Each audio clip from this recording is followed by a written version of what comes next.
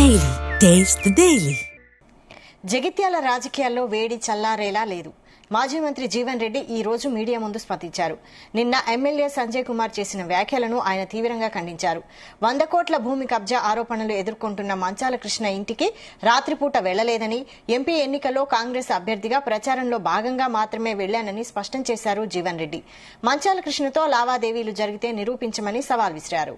ఆరోపణలు వస్తున్నాయి కానీ అక్కడ ఇది వారు ఉత్తరం రాసింది. నిన్న ఆరోపణలు వస్తున్న విచారణ చేయండి. నేనంటున్నా ఇది ఆక్రమణకు గురవుతుంది, ఆక్రమణకు గురైంది అని నేను పేర్కొంటున్నాను. నేను ఆధారాలతో చెప్తాను ఇది ఆక్రమణకు గురైంది, చర్య తీసుకోండి అని నేను పేర్కొంటున్నా. మా మిత్రుడు ఎమ్మెల్యే గారు ఏమంటున్నారు, ఆరోపణలు వస్తున్నాయి కానీ అక్కడ బార్ షాప్ ఉన్నది. ఇట్టి స్థలములో ప్రస్తుతం ఎన్నో వాణిజ్య సముదాయాలు అనగా పెట్రోల్ బంక్, బార్లు, దుకాణాలు అన్ని ఉన్నాయి. ఆయన ఇత్తు కానీ ఆయన మాత్రం చెప్తలేడు ఇది ఆక్రమణ, ఇది అలాట్మెంట్ కు భిన్నంగా ఈ డివిజన్ బెంచ్ జడ్జిమెంట్ ప్రకారం ఏదైతుందో మున్సిపాలిటీ హస్ గాట్ రైట్. మీరేం మున్సిపాలిటీని ప్రభావితం చేయబోతుందా? ఒక శాసన సభ్యుడిగా ఏదైతున్నదో మీరు ప్రజల పక్షాన్ని నిలబడతారా, లేకుంటే ఆక్రమణ దాని పక్కన నిలబడతారా? ఎమ్మెల్యేనే కొనుక్కోండి సర్టిఫికేట్ పెట్టరా? ఇది ఒక వ్యాపార కుటుంబం వాళ్ళ ముత్తాతలు ఉన్న ఆస్తి 75 ఏళ్ల కిందట ఆస్తి విషయాల్లో 7 ఏళ్ల కింద రాజకీయాలకు వచ్చిన నన్ను కూడా రాయడం.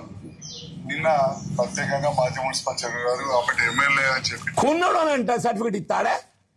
మీరు డాక్యుమెంట్ చూసిండ్రా? ఏ పర్పస్ కి ఇచ్చిండ్రు ఏంటి అంటే మీరేంటి ఇప్పుడు కలెక్టర్ గారు విచారణ కమిటీ ఇచ్చిండ్రు. విచారణ చేస్తున్నది.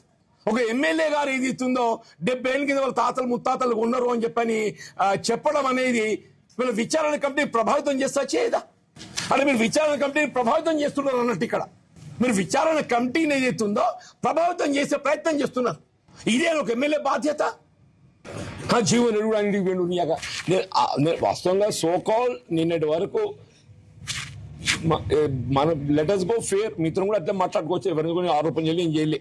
కానీ ఆయన ఏంటంటే అంటే నా గురించి ఏమంటే నేను అంత కుమ్ముక్కైన అన్నట్టు అనే ఉద్దేశంలో ఇది వారు ఉత్తరం రాసింది. నిన్న ఆరోపణలు వస్తున్న విచారణ చేయండి. నేనంటున్నా ఇది ఆక్రమణకు గురవుతుంది, ఆక్రమణకు గురైంది అని నేను పేర్కొంటున్నాను. నేను ఆధారాలతో చెప్తాను ఇది ఆక్రమణకు గురైంది, చర్య తీసుకోండి అని నేను పేర్కొంటున్నా. మా మిత్రుడు ఎమ్మెల్యే గారు ఏమంటున్నారు, ఆరోపణలు వస్తున్నాయి కానీ అక్కడ బార్ షాప్ ఉన్నది. ఇట్టి స్థలములో ప్రస్తుతం ఎన్నో వాణిజ్య సముదాయాలు అనగా పెట్రోల్ బంక్, బార్లు, దుకాణాలు అన్ని ఉన్నాయి. ఆయన ఇత్తు కానీ ఆయన మాత్రం చెప్తలేడు